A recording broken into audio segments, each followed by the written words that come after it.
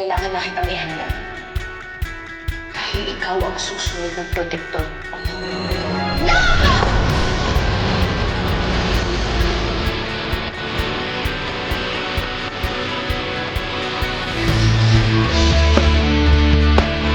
Magandang araw sa lahat, welcome po ulit dito sa ating channel ang Biyahe y Comida.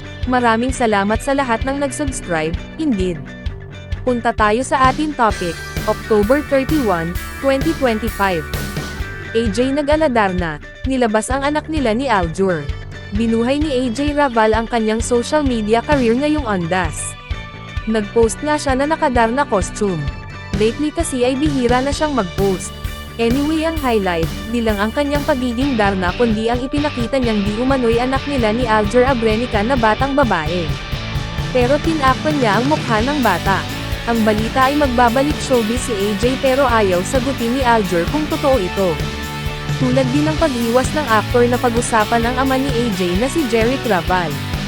Nauna na kasing inilantad ni Jeric na kabilang sa kanyang 15 na apo ang dalawang anak ni AJ kay Aljur.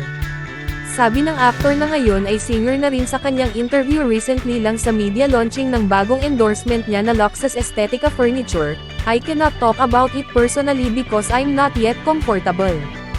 Para sa akin, nakikita ko, huwag muna. Pero everything will be ano naman, revealed by time, diba, sa mga susunod." E-follow ang Instagram ni AJ Rabol at AJ Rav SSS.